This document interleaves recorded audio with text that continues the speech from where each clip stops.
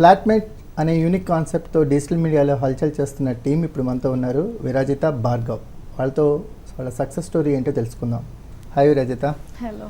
Hi. Hi hi. ఎలా ఉంది flatmates experience? బాగుంది, సక్సెస్ అయింది. సెకండ్ సీజన్ అయితే ఫస్ట్ సీజన్ కన్నా కొంచెం మంచిగా వెళ్తుంది. We're enjoying it. ఇంకొంచెం బాగా వెళ్ళి ఇంకొంచెం జనాలు ఎక్కువ చూడాలని అనుకుంటున్నాం. ఫ్లాట్మేట్స్కి ఫ్యాన్ క్లబ్ కూడా స్టార్ట్ అయిపోయినాయి, కింద కామెంట్స్లో కనిపిస్తూ ఉన్నాయి. అంటే కొంచెం కొత్త సిరీస్ అనేసరికి జనాలు బాగా రిసీవ్ చేసుకున్నారు. రిసీవింగ్ ఎండ్ నుంచి వీఆర్ వెరీ హ్యాపీ. ఆ మీమ్స్ కానీ ఆ కమెంట్స్ కానీ చూసినప్పుడు మాకు కొంచెం హ్యాపీ అనిపిస్తుంది. అప్పుడప్పుడు కొన్ని చూసి నవ్వుకుంటూ ఉంటాం. లేట్ అయినప్పుడు ఎప్పుడైనా ఎపిసోడ్ లేట్ అయితే తిడుతూ ఉంటారు కూడా. ఇట్ ఈస్ లైక్ బాగా ఆదరిస్తున్నారు, అదైతే మేము చెప్తాం. భార్గవ్, కొత్త కాన్సెప్ట్ తీసుకున్నప్పుడు కంటెంట్ ఎంత స్ట్రాంగ్గా ఉంటుందో కంటెంట్ని తీసుకెళ్ళే ఫేస్ ఆఫ్ కూడా అంతే స్ట్రాంగ్గా ఉండాలి, లేకపోతే ఎక్కడో కంటెంట్ డైల్యూట్ అయిపోతూ ఉంటుంది. ఫ్లాట్మేట్స్ విషయానికి వచ్చేసరికల్లా మీ రోల్ ఏదైతే ఉందో అది 100% ఫుల్ఫిల్ అయింది అనిపిస్తుంది నాకు. ఎందుకంటే కంటెంట్ వైజ్ కంటే పర్సనల్గా మీ ఫ్యాన్స్ ఎక్కువ పెరుగుతూ ఉన్నారు. సో అది గమనించాం మేము. అంటే మీ ఇద్దరి మధ్య ఉన్న కెమిస్ట్రీ అంటారో ఫిజిక్స్ అంటారో అది బాగా వర్కౌట్ అయింది అనిపిస్తుంది. అంటే కంప్లీట్లీ అదేంటంటే అన్ఎక్స్పెక్టెడ్ స్టార్ట్ అనమాట. అంటే మేమిద్దరే చేయాలి అలా అనుకునేది స్టార్ట్ చేయాలి. ఫీమేల్ ఫ్లాట్మేట్ చేద్దాం అనుకున్నాం. నా ఛానల్ అప్పుడే స్టార్ట్ అయింది, సీమటప్పకే ఛానల్ స్టార్ట్ అయింది. సో అప్పుడు సిరీస్ తీద్దామనే ఒక ఐడియా వచ్చింది. నేను మా ప్రొడ్యూసర్, అదే ఎవరైతే రైటర్ ఉన్నారు శరత్ అంకిత్. సో అనుకున్నప్పుడు ఈ ఫీమేల్ ఫ్లాట్మేట్ ఇదే అనుకున్నాం. టైటిల్తోనే స్టార్ట్ అయింది యాక్చువల్లీ స్టోరీ, ఇలా డెవలప్ చేద్దాం. సో డెఫినెట్లీ మీరు అన్నట్టు అదేంటది ఫ్యాన్ బేస్, అదే ఎవరైతే చూస్తున్నారో ఫ్యాన్స్ అని కానీ మాకు సపోర్ట్ చేసేవాళ్ళు ఖచ్చితంగా. ఎందుకంటే ఎందుకంటే ఇప్పుడున్న ఈ యూట్యూబ్ ఛానల్ అంటే బోల్డ్ యూట్యూబ్ ఛానల్స్ ఉన్నాయి. ఇలాంటి చోట అంటే ఎక్కువ కాంపిటీషన్ ఉంది. ఇలాంటి టైంలో ఒక యూనిక్ కాన్సెప్ట్ పడితే వెళ్తుంది అనేది మాకు మేము మరీ 1 మిలియన్ కావాలి ఇలా అనుకునే స్టార్ట్ చేసింది కదా. ఒక 3 lakh 4 lakh మంచి వ్యూస్ వస్తాయి, చూస్తారు జనాలు ఇలాంటి కాన్సెప్ట్ ఇస్తే అని స్టార్ట్ అయింది. సో అదైతే నిజంగా హ్యాపీ, ఆ విషయంలో అయితే super happy. Episode by episode response అనేది పెరుగుతూ వస్తుంది కదా. అంటే సెకండ్ సీజన్ కూడా వెళ్ళేంతలా మీకు సపోర్ట్ ఎక్స్టెండ్ అయింది. ఈ జర్నీ ఎలా అనిపిస్తుంది మీ ఇద్దరికి? ఫస్ట్ ఎపిసోడ్ అప్పుడు ఇంత ఎక్స్పెక్ట్ చేయలేదు మేము. ఓకే, జనాలు యాక్సెప్ట్ చేస్తే చాలు అనే మోటోలో ఉండే. సో రెస్పాన్స్ బాగా వచ్చేసరికి మాకు కూడా స్టోరీలో కొత్త ప్రోగ్రెషన్ తీసుకురావాలి, జనాలు ఎగ్జైట్ చేసే ఎలిమెంట్స్ పెట్టాలి అన్న కాన్సెప్ట్ మా రైటర్కి రావడం. ఆయన రైటింగ్ వైజ్ చాలా మెచ్యూర్డ్ రైటింగ్. మా రోల్స్ అన్నీ అంటే లైక్ ఇందాక మెన్షన్ చేసినట్టు ఇద్దరం మా రోల్సే చేసాం. తను ఒక గోస్ట్ రైటర్ ఆర్ రైటర్గానే తను ఉన్నాడు, నేను ఒక హెచ్ఆర్గానే ఉన్నాను. సో మాకు ఈజీ అయింది, మా లైఫ్ స్టైల్సే సిమిలర్గా ఉండడం వల్ల మాకు పోర్ట్రే చేయడం బాగా ఈజీ అయింది. పేరు కూడా హెల్ప్ అయినట్టుంది మీకు. సో టాటూ చూపిస్తారా? సో ఆ టాటూ వెనుక ఒక స్టోరీ ఉంది కదా. యా, అంటే స్వేచ్ఛ, ఐ క్రేవ్ ఫ్రీడమ్ అనమాట. అంటే ప్రతి ఒక్కరికి అన్ని వాక్స్ ఆఫ్ లైఫ్లో ఫ్రీడమ్ అనేది important. Career choices, partner choices, ఏ చాయిసెస్లో అయినా అంటే మనం తీసుకునే డెసిషన్స్కి స్వేచ్ఛ మనకు ఉండాలి. దాని తర్వాత ఆఫ్టర్ రిజల్ట్స్ అయినా ఫేస్ చేసే ఇది మన మీదే ఉంటుంది. ఎందుకంటే నేను తీసుకున్న డెసిషన్ కాబట్టి దాని రిప్రికాషన్స్ ఏమైనా సరే నేనే ఫేస్ చేస్తాను. సో స్వేచ్ఛ అనేది I believe in that motto so much. అది టాటూ వేయించుకున్నాక ఏంటంటే స్టార్ట్ చేసినప్పుడు కీర్తియో హారికానో ఏదో నేమ్ అనుకుంటుండే. It was not particular. నేను I wanted it to be స్వేచ్ఛ అండ్ అది చాలా బాగా టర్న్ అవుట్ అయింది. సో క్యారెక్టర్కి మంచి ఇది క్యారెక్టర్ నేమ్ ఉంటుందంటే ఆ నేమ్కి జస్టిఫికేషన్ దొరికింది సిరీస్లో. సో ఆ రకంగా బాగా రిలేట్ అయ్యాం. బాగా ఇప్పుడు ధీరా అనే ఒక టైటిల్ పెట్టి ఆమె వెరీ నార్మల్గా ఉందనుకోండి, టైటిల్కి ఎక్కువ మంది రిలేట్ అవ్వరు. సో టైటిల్ జస్టిఫికేషన్ ఎప్పుడైతే కంటెంట్లో దొరుకుతుందో సో ఎక్కువ మంది ఫ్యాన్స్ పెరుగుతారు. హెచ్ఆర్ నుంచి ఆర్టిస్ట్గా టర్న్ అయ్యి ఇప్పుడు ఒక కొత్త జర్నీ చేస్తున్నారు. మీకు చాలా అప్లాజెస్ వస్తున్నాయి, అలాగే కొన్ని నెగిటివ్ ఇవి కూడా కామెంట్స్ కూడా వస్తూనే ఉంటాయి. ఈ జర్నీ ఎలా ఉంది మీరు రజత? ఇన్ఫ్యాక్ట్ అంటే 1 year వర్క్ చేశాను నేను హెచ్ఆర్గా. It was not easy. అంటే వెంటనే ఇన్ఫ్యాక్ట్ చెప్పాలంటే ఫీమేల్ ఫ్లాట్మేట్ నాకు ఒక బ్లెస్సింగ్. ఎందుకంటే సిఏపిడిటీలో ఆడిషన్ ఇవ్వంగానే ఒక ప్రాజెక్ట్ వచ్చింది, అది హ్యూజ్ సక్సెస్ అయింది, నాకు పేరు వచ్చింది. కానీ అంటే it was a brave move అనే చెప్పొచ్చు జాబ్ వదిలేసి రావడం. బికాస్ ఫ్యామిలీ కొంచెమైనా సర్లే మేము చేస్తాం నువ్వు వెళ్ళు, మా ఫాదర్ ఈజ్ వెరీ సపోర్టివ్. ఆయన ఎంకరేజ్ చేశారు కాబట్టే నేను ఇక్కడ వరకు రాగలిగాను. ఆయన స్వేచ్ఛ ఇచ్చారు మీకు. ఆయన స్వేచ్ఛ ఇచ్చారు డెఫినెట్లీ, అది నేను ఎప్పుడూ చెప్తాను.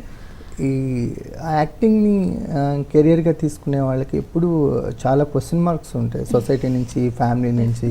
సో వాటన్నిటికీ ఆన్సర్స్ చెప్తూ రావాలి, లేకపోతే మొండిగా రావాలి. సో మీరు ఎలా వచ్చారు? చెప్పాలంటే మొండిగా నేనున్నాను, ఆన్సర్స్ మా పేరెంట్స్ చెప్తున్నారు. Okay okay.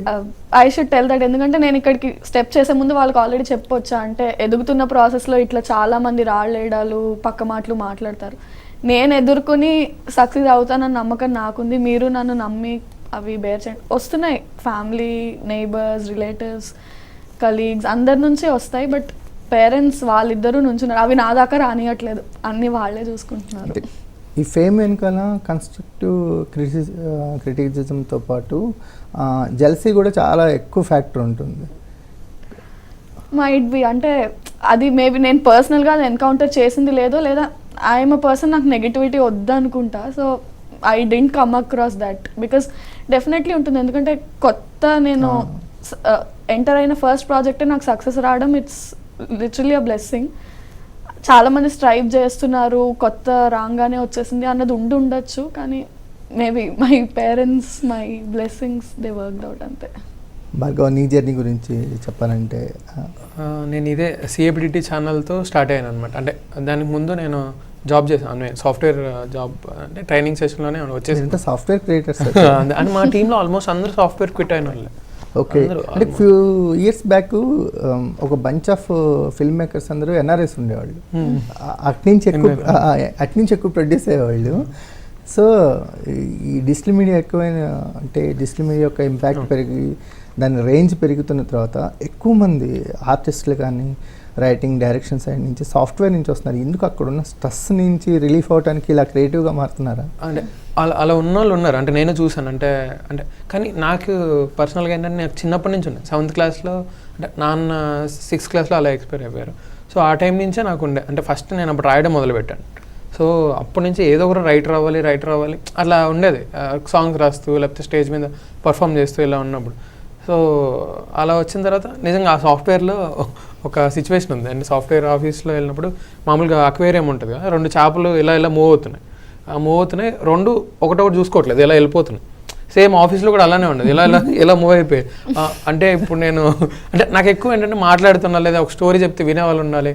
సో ఇలాంటి కొంచెం ఇది ఉండేది అనమాట. ఏదైనా చెప్తే మనకు వినేవాళ్ళు ఎక్స్ట్రా ఉంటే, అంటే ఇప్పుడు నేను ఒక స్టోరీ చెప్తున్నాను, ఆడియన్స్ వినాలి అనుకుంటాను, ఎక్స్ట్రా పర్సన్ ఆడియన్స్ కావాలంట. సో ఆడియన్స్ ఎంతమంది పెరిగితే నీకు అంత సక్సెస్ డెఫినెట్లీ. సో ఈ జర్నీలో ఎలా ఫస్ట్ స్టార్ట్అప్ ఎలా జరిగింది?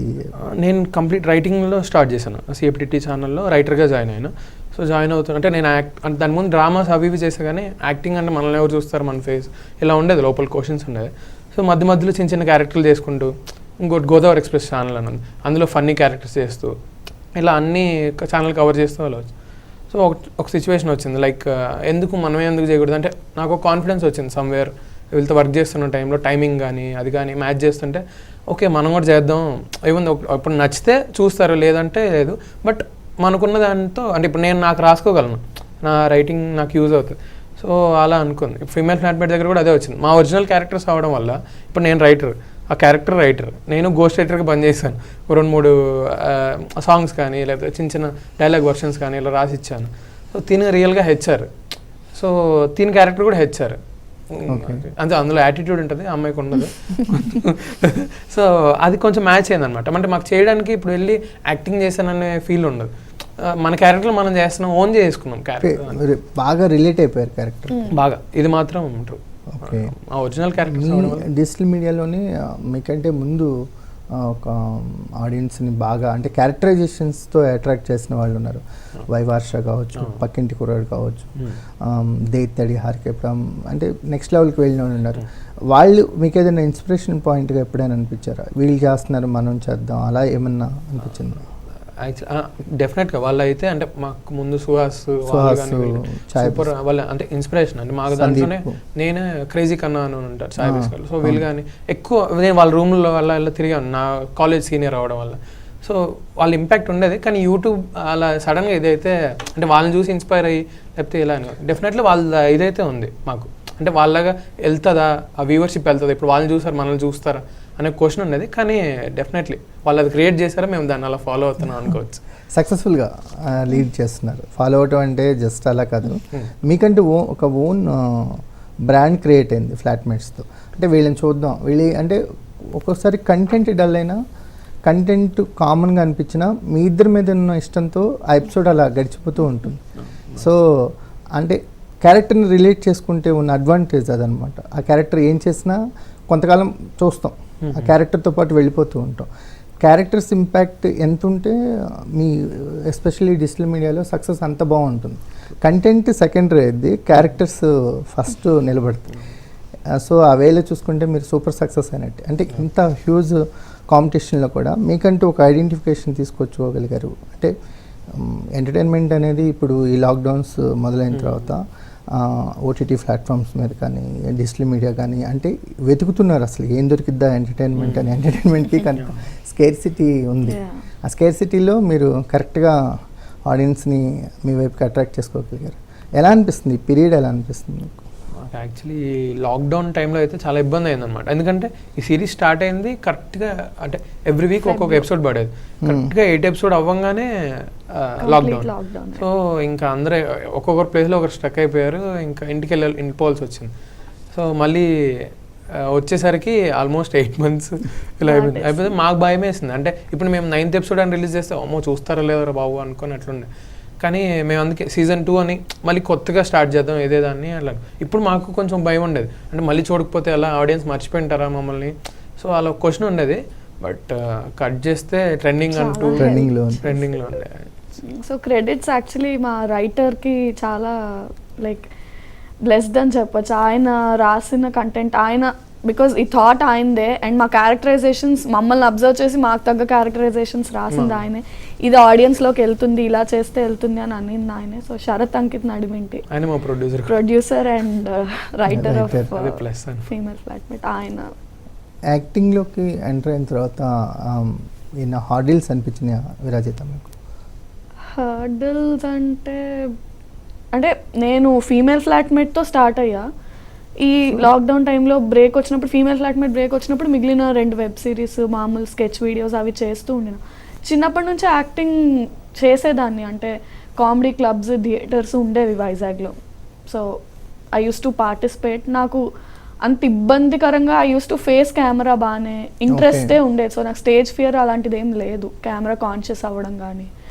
సో అది ప్లస్ అయింది. అంటే ఆ ముందు ఎక్స్పీరియన్స్ లేదా నాకున్న ఈజ్ యాక్టింగ్లో నాకు ప్లస్ అయింది. హర్డిల్స్ అంటే ఫినాన్షియల్ హర్డిల్స్ అయినా, ఈ క్రిటిసిజం అయినా కానీ యాక్టింగ్ పరంగా అంత ఇబ్బంది నేను ఇప్పటివరకు ఫేస్ చేసింది అయితే బై గాడ్స్ గ్రేస్ ఏం లేదు. ఇప్పుడు మీకు రిలేట్ అయ్యే క్యారెక్టర్లో మీకు కనిపించారు, అది సక్సెస్ఫుల్గా ఆడియన్స్ వరకు వెళ్ళిపోయింది, వాళ్ళు నుంచి కూడా అదే రేంజ్లో మీకు రెస్పాన్స్ వస్తుంది. డిఫరెంట్ క్యారెక్టర్స్ ప్లే చేయాలి అన్నప్పుడు ఇన్ఫ్యాక్ట్ అదే అంటే ఫీమేల్ ఫ్లాట్మేట్లో కొంచెం రిలేట్ అయ్యే క్యారెక్టర్ ఉంది. మిగిలిన 2 వెబ్ సిరీస్ అదర్స్వి చేసాం. హే పిల్లలో, పెళ్లి చూపులు అని, నువ్వే కావాలి అని. నువ్వే కావాలి is like complete one side love story of ఒక అమ్మాయి. అదొక అంటే ఒక అమ్మాయి దక్కించుకోవాలనుకునే ఒక అబ్బాయిని, నెగటివ్ షేడ్ ఉన్న ఒక లవ్ స్టోరీ అనమాట. సో అదైనా దాని ముందు పెళ్లి చూపులు లవ్ స్టోరీ అని, అంటే that's again a decent innocent girl టైప్స్లో, గర్ల్ నెక్స్ట్ డోర్ టైప్స్లో. ఇది ఎక్కువ రిలేట్ అయ్యాను కాబట్టి ఈజీగా చేయగలిగాను. బట్ వాటిలో కూడా పెద్దగా ఇబ్బంది పడింది ఎక్కడా లేదు. యాక్టింగ్ అనేది ఫ్రీ ఫ్లోలోనే ఉంది ఇప్పటిదాకా. అయితే ఆర్టిస్ట్గా ఎక్కడ వరకు అంటే జర్నీ అనేది మనం డిజైన్ చేసుకోం, వచ్చిన ఆపర్చునిటీస్ వెళ్తూ ఉంటుంది. బట్ ఒక గోల్ అనేది ఏదో ఉంటుంది కదా, అలాంటిది ఏమన్నా ఉందా? సో నేను ఎప్పుడు అంటే ఓ లార్జర్ స్క్రీన్, పెద్ద హీరోయిన్, బ్లాక్ బస్టర్లు అలా ఎప్పుడు ఏం చేసింది లేదు. యూట్యూబ్ డిజిటల్ స్పేస్ వరకే ఆలోచించుకున్నాను. బట్ దెన్ డెఫినెట్లీ మంచి రోల్స్ వస్తే, ఇప్పుడు కొన్ని ఆఫర్స్ వస్తున్నాయి ఫిల్మ్స్లో. I feel blessed. అంటే ఫీమేల్ ఫ్లాట్మేట్ వల్ల చాలా ఆఫర్స్ వస్తున్నాయి. బట్ వెరీ పిక్కీ ఉన్నాం. అంటే నాకు రోల్ మంచిగా ఉండాలి, నేను మంచిగా యాక్ట్ చేసే స్కోప్ ఉండగలిగి, అంటే హీరోయిన్ అయిపోవాలి పెద్ద స్టార్ అన్నట్టు కాకుండా యాక్టింగ్కి స్కోప్ ఉండి, ఆ వర్సటైలిటీ కానీ నన్ను నేను యాక్టర్గా ప్రూవ్ చేసుకునే స్కోప్ ఉండే రోల్స్ని చూస్ చేసుకుని లివ్ చేయాలి. మనకి ఎంటర్టైన్మెంట్ ఇండస్ట్రీలో తెలుగు అమ్మాయిలు చాలా తక్కువ మంది కనిపించేవాళ్ళు, కానీ డిజిటల్ మీడియా అనేది అలవాటు అయిన తర్వాత ఎక్కువ మంది తెలుగు అమ్మాయిలు కనిపిస్తున్నారు. ఈ చేంజ్ ఎలా అనిపిస్తుంది మీకు? మంచిది. ఇన్ఫ్యాక్ట్ అంటే ఇది వరకు చాలా మంది తెలుగు అమ్మాయిలకి ఆర్ట్ ఉండి టాలెంట్ ఉన్నా సరే స్కోప్ దొరికేది కాదు. Digital media, you have a phone, నీ దగ్గర ఒక ఫోన్ ఉంది, ఒక కెమెరా ఉంది, ఒక టీం ఉంది. అంటే సినిమా ద్వారానే కాకుండా జనాల్లోకి నువ్వు వెళ్ళడానికి ఇంకొక వే చూపించింది డిజిటల్ మీడియా డెఫినెట్లీ. అంటే తెలుగు అమ్మాయిల్లో కూడా టాలెంట్ ఉంది, అది కూడా జనాల్లోకి చూపించగలిగే స్కోప్ ఇచ్చింది డిజిటల్ మీడియా. కాబట్టి ఒక ఆర్టిస్ట్గా, రైటర్గా మీకు డిజిటల్ మీడియా, డిజిటల్ ప్లాట్ఫామ్ అనేది మిమ్మల్ని మీరు ప్రూవ్ చేసుకోవటానికి కానీ ఆడియన్స్కి ఇంత దగ్గర అవటానికి కానీ ఎంతవరకు హెల్ప్ అయింది అనుకుంటున్నారు? అది ఇప్పుడు ఈ జనరేషన్కి చాలా ఆపర్చునిటీస్ ఉన్నాయి. యాక్చువల్లీ యాక్టర్గా అయితే కొంచెం చూస్తారు జనాలు, రైటర్గా అంటే అసలు తెలియదు అనమాట. అంటే మెయిన్గా డిజిటల్ మీడియా సినిమాలు చేస్తే అన్న ఓకే పలానా సినిమాకి ఇతను రైటర్ అని, కానీ యాక్టర్గా అదే రైటర్గా అంటే అది చూడరను. ఫస్ట్ నేను రైటింగ్ చేస్తున్నాను ఎవరికి తెలియట్లేదు, ఫస్ట్ థింగ్ ఎవరికి తెలియట్లేదు. అట్ ద సేమ్ టైం తెలియాలంటే ఇంకేం చేయాలి. సో ఇప్పుడు నేను పర్ఫామ్ కూడా చేయగలుగుతాను. సో నాకే రాసుకుంటే ఎలా ఉంటుంది అని స్టార్ట్ అయిన జర్నీ ఇది ఈ సీమ టప్పకే ఛానల్ అయితే. సో అలా స్టార్ట్ అయ్యి అది కొంచెం వర్కౌట్ అయింది, కానీ అది ఎంతవరకు వెళ్తుందా అనేది మాత్రం నో ఐడియా. అంటే డెఫినెట్లీ మంచి మంచి క్యారెక్టర్స్ చేయాలని నాకు అలా ఉంటుంది, అది ఆపర్చునిటీస్ కోసం వెయిట్ చేస్తూ ఉంటాను. ఫ్లాట్మేట్స్ సక్సెస్ మీ సరౌండింగ్స్ ఏమైనా మార్చిందా? మీ ఫ్రెండ్ సర్కిల్లో కాస్త సేమ్ అంటే అదే సేమ్ వాళ్ళే ఉన్నారు ఆ టీంలో ఉన్న. మీరు ఆర్టిస్ట్ అవడానికి ముందు ఆర్టిస్ట్గా సక్సెస్ అయినంత ఏ డిఫరెన్స్ లేదా? డిఫరెన్స్ అంటే సపోర్ట్ చేసేవాళ్ళు ముందు చేశారు, ఇప్పుడు చేస్తున్నారు. క్రిటిసైజ్ చేసేవాళ్ళు ముందు చేశారు, ఇప్పుడు కొంచెం అండర్ ఎస్టిమేట్ చేసిన వాళ్ళు కాస్త అమ్మ అని అలా అంటే మేబీ లైక్ మేము అన్నట్టు కొంచెం నెగిటివిటీకి ఎప్పుడు దూరంగానే ఉండడం జరిగింది. మహా అయితే కొంచెం సెల్ఫీలు ఎక్కువ అడగడం, బయటికి వెళ్తే ఇవి ఉంటాయేమో, కానీ ఫ్రెండ్స్ ముందు సపోర్ట్ చేసిన వాళ్ళు ఇప్పుడు కూడా కాన్స్టెంట్ గా ఉన్నారు, ముందు క్రిటిసైజ్ చేసేవాళ్ళు ఇప్పుడు కామ్ అయ్యారా అంతే.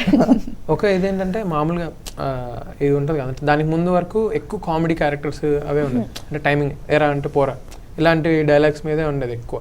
ఇప్పుడు కట్ చేస్తే దీంట్లో సెంటీ ఉంటుంది, కొంచెం ఎమోషనల్, కొంచెం ప్రతి చిన్న చిన్న డీటెయిలింగ్ ఉంటుంది. అంటే మామూలుగా మనం అందరూ ఫీల్ అయ్యే ఎమోషన్స్ అది క్యారీ చేస్తున్నప్పుడు ఉంటాయి. ఓరే నువ్వు ఇది కూడా చేస్తావా, ఇలా వచ్చాయి. అంటే మన పక్కన ఫ్రెండ్కి మనకు బాగా తెలుసు కదా, వాడు తిట్టడానికి కానీ అది కానీ అన్నిటికీ మజాక్ చేయడానికి కానీ వాడు అన్నాడు, ఓహో నువ్వు ఇది కూడా చేస్తావా, ఓకే నీళ్ళు ఇది కూడా ఉందరు అలా ఇలాంటి కామెంట్ కనపడలేదు ఇన్నాలా ఈ లోపల దాచావు మనం అనేది చాలా ఉన్నాయి లోపల దాచావు అంతే. మీ రియల్ లైఫ్ ఇన్సిడెంట్స్ ఏమన్నా ఫ్లాట్మేట్స్లో కనిపించినాయా? ఉంటుంది ఫస్ట్ మీది. సో 4th ఎపిసోడ్ ఒక వర్క్ ఫ్రమ్ హోమ్ ఎపిసోడ్ ఉంటుంది. అందులో నేను కూర్చొని తనకు చెప్తూ ఉంటాను అనమాట, ఎక్కువ ఫ్రెండ్స్ లేరు, ఎంప్లాయీస్ అందరూ ఏదో ఇది చూసినట్టు చూస్తారు ఎందుకంటే ఇది అని. సో అది నేను లిటరల్లీ హెచ్ఆర్గా వర్క్ చేసినప్పుడు నేను ఫేస్ చేశాను. హెచ్ఆర్కి ఫ్రెండ్స్ ఉంటారు కదా జనరలీ, అంటే we have to take the side of company పాలసీస్ని ఇంప్లిమెంట్ చేయడం. సో ఎంప్లాయీస్ అందరికీ మనం విలన్లా కనిపిస్తాం. హెచ్ఆర్తో ఫ్రెండ్షిప్ చేసుకుంటే కొంచెం సేఫ్ సైడ్ ఉండొచ్చు అంటారు. అంటే ఏమో బై నేచర్ నేను కొంచెం స్ట్రిక్ట్ గానే ఉండేదాన్ని ఆఫీస్లో. ఎలా స్ట్రిక్ట్ గా? ఎవరితో నవ్వుతూ మాట్లాడినా అంటే ఆ అడ్వాంటేజ్ కానీ, అంటే హెచ్ఆర్తో ఫ్రెండ్షిప్ చేస్తే లీవ్స్ వస్తాయనో లేదా ఇది ఎప్పుడు తమ్ముడే ప్యాకెట్ అన్నట్టు ఉండేది. సో ఫ్రెండ్స్ తక్కువ మంది ఉండేవారు. అంటే ఏదైనా ఆఫీస్ బయట తిరగడం అది ఉండేది, కానీ ఆఫీస్ లోపల జాబ్ అన్నట్టు ఉండేది. సో ఫ్రెండ్స్ తక్కువ, కొంచెం మింగిల్ అవ్వడం తక్కువ. నా రోల్కి నేను స్ట్రిక్ట్గా ఉండాలి. సో ఈ రోజు కూడా తమ్ముడు ప్యాకెట్గానే ఉందా ఈ ప్రొఫెషన్లో కూడా? లేదు, అంటే I hang out with this people, బాగానే జెల్ అవుతాను. ఈ టీంతో అయితే బాగా ఎంజాయ్ చేస్తాము. భార్గవ్, రవి, గోపి గారు చాలా, అంటే టీం అందరూ కొంచెం బాగా మంచిగా చూసుకుంటారు. ఓకే బాగుంటుంది, ఐ ఎంజాయ్ విత్ దెమ్. మీరు మీ లైఫ్ ఇన్సిడెంట్ ఏం కనిపించింది ఫ్లాట్మేట్స్? ఇందులో నేను గోస్ట్ రైటర్గా ఎక్కువ చేస్తాను. గోస్ట్ రైటర్ ఆ క్యారెక్టర్ పేమెంట్ ఉంటుంది కానీ పేరు ఉండదు ఫస్ట్ స్టార్టింగ్ లో పేమెంట్ కూడా ఉంటుంది. అయ్యో, అంటే శ్రమదోపిడి అండి. స్టార్టింగ్ రాగానే అంటే నాకు మెయిన్ యూట్యూబ్ ఈ ప్లాట్ఫామ్ గురించి అంత ఎక్కువ తెలియదు అనమాట.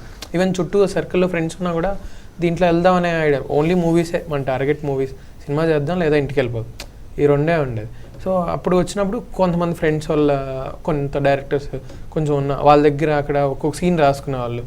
అంటే కొంచెం బాగుందంటే కొంచెంసారి బాగుంది తీసుకుంటాం అని చెప్పకుండా తీసేసుకున్న వాళ్ళు. అది మళ్ళీ కొన్ని ఆగిపోయాయి, ఫ్రీ లిఫ్టింగ్ ఎక్కువ అవి చాలా ఆగిపోయాయి అనమాట. నాకు అది బాధేసింది. పోనీ వచ్చినా పర్లేదు, ఇది నేను రాశాను నా ఫ్రెండ్ కన్నా చెప్పుకుందాం అంటే అవి రిలీజ్ కాలేదన్నమాట స్టార్టింగ్లో. ఒక 1 year 1.5 year అది ఉండేది. తర్వాత ఇంకా యూట్యూబ్ ఏది తీసుకుందాం ఒకసారి ట్రై చేద్దాం, రైటింగ్ ఇక్కడ వర్కౌట్ అవుతుందా ఇదైతే ఉండేది. గోస్ట్ రైటింగ్ అయితే నేను రిలేట్ అయ్యాయి, కంప్లీట్లీ రిలేట్ అయ్యాయి. మీ ఎయిమ్ సినిమాలు అన్నారు కదా, సో టువర్డ్స్ సినిమానే వెళ్తుందా మీ జర్నీ? అంటే వెళ్తుంది అనే అనిపిస్తుంది. అంటే చుట్టూ అర్థం కావట్లేదు. అంటే ఇప్పుడు ఏదైనా ఒక ఆపర్చునిటీ వస్తుంది, అది రిజెక్ట్ అయిపోతుంది లాస్ట్లో. అలాంటివి ఫేస్ చేస్తున్నాను ఇప్పటికి. స్టోరీ ఇవ్వడానికి యాక్టింగ్ వైజ్ అంటే నాకు మెయిన్ 2 ఉన్నాయి కాబట్టి ఏదొచ్చినా ఇంకోటి అల్లుకోవచ్చు అనే ఒక ఫీలింగ్ ఉంది. ఇప్పుడు మనకు పరిచయం అయితే కానీ మన స్టోరీ చెప్పలేం కదా. ఈ ఇండస్ట్రీ అలానే ఉంటుంది, పరిచయం లేకుండా మనం అసలు స్టోరీ చెప్పడం అంటే చాలా కష్టం. మన ఇండస్ట్రీలో అడవి శేషు, సిద్ధు జొన్నలగడ్డ ఉన్నారు, రాసి యాక్టింగ్ చేసేవారు. సో వాళ్ళు క్రియేట్ చేసుకున్నారు వాళ్ళకున్న స్పేస్ని. అంటే లేదు బట్ వాళ్ళు క్రియేట్ చేసుకున్నారు బై దేర్ రైటింగ్స్ అన్నమాట. సో నెక్స్ట్ అలా అవుదాం అన్న. అంటే ఎయిమ్స్ పెద్దగా ఉంటుంది, తప్పేం లేదు, నాకైతే క్రైమ్ ఏం కాదు అది. నాకు నిజంగా అంటే నేను బాగా రాసుకుంటాను. ఇప్పుడు నాకే కాకపోయినా ఒక మంచి కథ రాయాలని, ఒక మంచి స్క్రీన్ మీద కనపడాలని. ఎలాంటి కథలు రాస్తుంటావు? నాకు అన్ని జానర్స్ ఇష్టం. నాకు ఎక్కువ రామ్-కామ్ ఎక్కువ ఇష్టం. ఓకే, నాకు కొంచెం ఎమోషనల్ ఏవి ఎక్కువ ఇష్టం. కొంచెం ఎమోషనల్ టచ్ ఇవ్వడం అంటే ఎక్కువ ఇంట్రెస్ట్ అనమాట. మనకి రామ్-కామ్ అంటే కరుణాకర్, నందిని రెడ్డి గారు, వీళ్ళు ఎక్కువ రామ్-కామ్లో ఎక్కువ సక్సెస్లో ఉన్నారు. అంటే మనకు ఫన్ ఫ్యాక్టర్ అనేది ఖచ్చితంగా ఉండాలి అనేది నేను ఫీల్ అవుతాను. కానీ ఫన్నే ఉండడం కన్నా ఫన్తో పాటు ఈ కామెడీ, రొమాన్స్, వాట్ ఎవర్ ఇవన్నీ మిక్స్ చేస్తేనే ఒక సినిమా అన్న అంటే ఎక్కువ చూడడానికి ఆస్కారం ఉంది. మీ టేక్ ఏంటి, మీరు ఎలా ఉండబోతుంది అంటే టువర్డ్స్ సినిమా థాట్స్ ఏమన్నా? లైక్ మీకు ఇందాక చెప్పినట్టు డెఫినెట్లీ సినిమా ఆపర్చునిటీ వస్తే వదులుకోదలుచుకోలేదు. బట్ దెన్ ఏదో హీరోయిన్ గానే నేను ఉండాలి అన్న ఇదేం లేదు. నా క్యారెక్టర్లో నేను నా యాక్టింగ్ని నేను వర్సటైల్గా చూపించుకోగా అంటే యాజ్ అన్ యాక్టర్ ఇప్పుడు నాకు ఎప్పుడు రావు రమేష్ గారు, ప్రకాష్ రాజ్ గారు అంటే చాలా ఇష్టం అనమాట. అంటే హీరో తండ్రి అది కాదు, వాళ్ళు ఏ రోల్ అయినా వాళ్ళంటూ మార్క్ ఉంటుంది. సో నేను హీరోయిన్ అవ్వాలి, లీడ్ అవ్వాలి, అమ్మ అవ్వాలి, అక్క అవ్వాలి, చెల్లి అవ్వాలి కాదు, ఆ రోల్కి ఐ షుడ్ డూ 100% జస్టిస్. ఫ్రేమ్లో ఉండదలుచుకోలేదు అంటే చూడంగానే అరే మార్కబుల్ పర్ఫార్మెన్స్, ఎలా అయితే రావు రమేష్ గారు, ప్రకాష్ రాజ్ గారు గుర్తుంటారో అట్లా పర్ఫార్మెన్స్ చూస్తే. మీరున్న ఏజ్ కి క్యారెక్టర్స్ అంటే మేబీ మీ ఏజ్ గ్రూప్ క్యారెక్టర్సే వస్తాయి డెఫినెట్లీ. అంటే ఇప్పుడు హీరోయిన్ ఒక వదిన క్యారెక్టర్ చేయలేం, మేబీ ఇంకొన్నేళ్ళు ఆగితే వస్తాయో, లేదా ఇప్పుడు again decent characters. Why not commercial heroine అనే టేక్, ఆ ట్యాగ్ లైన్ ఏమైనా ఇబ్బందా మీకు? అంటే I'm a little conservative with skin show కానీ ఆన్ స్క్రీన్ ఇంటిమెసీ కానీ ఐఎమ్ నాట్ సో కంఫర్టబుల్. అంటే ఒక ఎక్స్టెంట్ వరకు ఐఎమ్ ఫైన్, అది ఐఎమ్ నాట్ కంఫర్టబుల్. సో కమర్షియల్ సినిమాల్లో అది లేకుండా వీ కాంట్ ఎక్స్పెక్ట్ అది. సో చాలా తక్కువ ఇప్పుడు మిథునం లాంటి ఆర్ట్ సినిమాలు రావడం, అవి జనాల్లోకి వెళ్ళడం, వాళ్ళకి నచ్చడం తక్కువ. అలాంటి క్యారెక్టర్ నేను ఇప్పటికీ నాకు శేఖర్ కమ్లా గారి గోదావరి సినిమా కానీ, ఫిదా, ఆ రోల్స్ ఐ ఫ్యాంటసైజ్ అనమాట. చాలా రిలేట్ చేసుకుంటాను ఆ రోల్స్కి నేను. సో మేబీ అలాంటి సినిమాలు అయితే డెఫినెట్లీ లీడ్గా చేయడం, నేనే ముందుకెళ్ళి అడగచ్చేమో, నాకు అది లీడ్గా చేయాలని ఉంది. కానీ నాకు కొంచెం ఆ కన్జర్వేటివ్ ఇది ఉండడం వల్ల. సో ప్రస్తుతానికి ఈ స్టేట్ ఆఫ్ మైండ్లో ఉంది. సో నెక్స్ట్ అది బ్రేక్ అవ్వచ్చు. లీడ్ వరకు తీసుకుంటే మాత్రం ఇదైతే నేను ఈ ఆన్ స్క్రీన్ కానీ స్కిన్ షో కానీ నేను కంఫర్టబుల్ లేకపోతే అది బ్రేక్ అవ్వదు. సో వర్సటైలిటీ అంటారా, ఇప్పుడు లీడ్ కాకపోయినా ఏ రోల్లో అయినా నాకు మంచి రోల్ ప్రూవ్ చేసుకునే క్యారెక్టర్ ఉంది అంటే డెఫినెట్లీ. సూపర్. ఫ్లాట్మేట్స్ తర్వాత ఏంటి అని ఆలోచించారా? ఇంకేదన్నా రైటింగ్ సైడ్ కానీ ఇంకా బోల్డ్ సిరీస్లో ఉన్నాయి అంటే? సో మీ కాంబినేషన్లో ఏమైనా చూడొచ్చు? మా కాంబినేషన్లో కొన్ని రోజులు ఇది ఉంది అంటే బ్రేక్ ఇద్దాం. ఇప్పుడు ఆల్రెడీ చాలా బ్రేక్ వచ్చింది ఇప్పుడు కరోనా వల్ల. అసలు అంటే కొన్ని రోజులు ఆ వ్యూవర్షిప్ కానీ అది కానీ కొంచెం డౌన్ అయిపోయింది. ఎందుకంటే చాలా మంది ఆడియన్స్ ఇది చేస్తేనే చూస్తాం, మీరు ఫ్లాట్మేట్స్ చేయండి, ఏం తీసినా ఇప్పుడు ఊర్లోకి వెళ్ళి స్టక్ అయ్యి సిచ్యువేషన్ అర్థం కాదు వాళ్ళకి. ఇప్పుడు కోవిడ్, లేకపోతే నీకు జ్వరం వచ్చి నువ్వు పోయినా కూడా పర్లేదు, మాకు వీడియో రావాలి, అలా ఉంటుంది మాకు. మా మెసేజ్ కూడా అలానే వస్తుంది, అరే ప్లీజ్ రా అంటే ఇంట్లో బాగాలేదు అలా అలా పర్సనల్ మెసేజ్ చేయాలన్నా ఆ లోపల అదంతా మాకు వద్దన్న వీడియో రిలీజ్ అయినా అంటే ఆదరిస్తే ఏ రేంజ్ లో నువ్వు చచ్చిపోయినా పర్లేదు. మనం చేస్తే ఎవరు చూస్తారు అనే స్టేజ్ నుంచి మనం చేయకపోతే ఇబ్బంది బాధపడుతున్నారు, ఎందుకు చేయట్లేదు అని అడుగుతున్నారు, ఎప్పుడు చేస్తావు అని అడుగుతున్నారు. ఇవన్నీ అంటే సక్సెస్కి పారామీటర్స్లా చూడవచ్చు. మనం ఏం చేసినా ఎవడో చూడకపోతే అసలు దాని అర్థమే లేదు కదా. సో అవే మీ ఫ్యాన్స్ నిన్ను ఎంత ఇబ్బంది పెడితే అది నీ సక్సెస్ అనుకో. అదే అది మాత్రం చాలా హ్యాపీ ఉంది. అదైతే ఆ విషయంలో అయితే హ్యాపీ ఉంది. ఎవరిని కనపడి గుర్తుపట్టినా కూడా ఆ ఫీలింగ్ అయితే ఉంటుంది. ఒక డిజిటల్ మీడియాలో క్యారెక్టర్స్ అనేది అలవాటైన తర్వాత వాళ్ళు నెక్స్ట్ లెవెల్ ఆఫ్ రైటింగ్స్కి వెళ్తూ ఉంటారు ఎప్పుడు కూడా. ఫ్లాట్మేట్స్ని అయిపోయిన సీజన్స్ అయిపోయిన తర్వాత సో ఈ కాంబినేషన్లో ఈ టీం ఏదన్నా మళ్ళీ ఏదైనా ప్లాన్ చేస్తే సేమ్ వే రావచ్చు అనేది కూడా ఒక ఉంటుంది. అలా ఏమన్నా అనుకుంటున్నారు? అదే ఆ ప్రాబ్లం అయితే ఉంటుంది. అంటే వాళ్ళు నెక్స్ట్ టైం చూసేటప్పుడు డిఫరెంట్ క్యారెక్టర్సే చేయాలనుకుంటాం. సో డెఫినెట్లీ కంటెంట్ అయితే ఉంది మా దగ్గర. అంటే ఇంకెలా ఆడియన్స్ని మార్చేలా గ్యాప్ ఇచ్చి స్టార్ట్ చేస్తాం మళ్ళీ. డెఫినెట్లీ మేమైతే బోల్డ్ చేయాలనే ఫిక్స్ అయ్యాం. అందుకని ఫైనల్గా ఫ్లాట్మేట్స్ అనేది కెరియర్ స్టార్టింగ్లో అంటే ఒక ఇంప్రెషన్ అయితే ఇచ్చింది ఆడియన్స్లో. మీకు ఎలా గుర్తుండిపోతుంది ఫ్లాట్మేట్స్ మీకు? ఒక కొంచెం బ్యాక్ వెళ్ళి చూసుకున్నా ఎప్పుడైనా సరే ఒక ఫస్ట్ సక్సెస్ ఆల్వేస్ చాలా చాలా first will lead you to 1000 rest and they are best also. Because అంటే ఇప్పుడు నన్ను బయట ఎవరైనా విరాజిత అంటే పలకట్లేదు కూడా, స్వేచ్ఛ అలానే చూస్తున్నారు. ఇంకా ఒక 20 అదర్ వీడియోస్ చేసుంటా నేను, ఫీమేల్ ఫ్లాట్మేట్ స్వేచ్ఛ, వాళ్ళకి అదే గుర్తుండిపోతుంది. సో డెఫినెట్గా అంటే నా ఫస్ట్ డెబ్యూ ప్రాజెక్టే ఇంత హ్యూజ్ సక్సెస్ ఇవ్వడం నేను టీమ్కి కానీ ఆడియన్స్కి కానీ I owe them so much. Very happy for the success. And చాలా వరకు వస్తున్న ఆఫర్స్ కూడా ఈ క్యారెక్టర్ చూసి, ఈ క్యారెక్టర్లో నేను చేసిన చూసి ఓకే ఈ అమ్మాయి ఇట్లా చేస్తుంది అని చెప్పి అలాంటి రోల్స్ కోసం అప్రోచ్ అవుతుంటే చాలా మంచి ఇంపాక్ట్ క్రియేట్ చేసినందుకు ఇదైతే చాలా ఒక సక్సెస్కి దట్ స్టెప్పింగ్ స్టోన్గా బాగా హెల్ప్ అవుతుంది ఇదైతే. నాకైతే ఇదైతే బిగ్ మెమరీ అనమాట. అంటే స్టార్టింగ్ సబ్స్క్రైబర్స్ అలా స్టార్ట్ చేసినప్పుడు ఇప్పుడున్న సబ్స్క్రైబర్స్కి ఇప్పుడున్న ఆడియన్స్కి అది ఒక బిగ్ ప్లస్ అనమాట. అంటే లోపల పాజిటివిటీ ఉంది. And at the same time full stress అయిపోతాం అనమాట. వీక్లీ చేస్తాం, డైరెక్షన్ చేయాలి, మళ్ళీ అదంతా ఆయన ఇచ్చిన కంటెంట్ అంతా మళ్ళీ రిపీట్ చేసి ఒక్కొక్క సీన్ అందరినీ పిలిపించుకొని చేయించుకొని. కానీ మంచి ఎక్స్పీరియన్స్, అంటే ద బెస్ట్ అనమాట. అంటే మళ్ళీ ఇలాంటి సిరీస్ అంటే మాకేంటంటే ఇది అదే సినిమాకి దారేది అంటే ఈ సినిమా ఇది చూపించుకొని ఎక్కడన్నా నేను ఇది చేశాను ఈ సిరీస్ అని చూపించుకోవచ్చు. రెఫరెన్స్ పాయింట్ లాగా ఎప్పటికీ ఉంది. ఎందుకంటే చాలా ఎమోషన్స్ అన్ని క్యారీ చేశాం కాబట్టి బిగ్గెస్ట్ మెమరీ అనమాట ఇదైతే. థ్యాంక్స్ అసలు మా టీమ్కి అందరికీ సూపర్. ప్రతి ఒక్కరు హెల్ప్ చేసిన వాళ్ళు, మెయిన్గా ఆడియన్స్కి పిలిచినందుకు మీకు thank you very much. Wish all the success. Thank you so much. Thank you.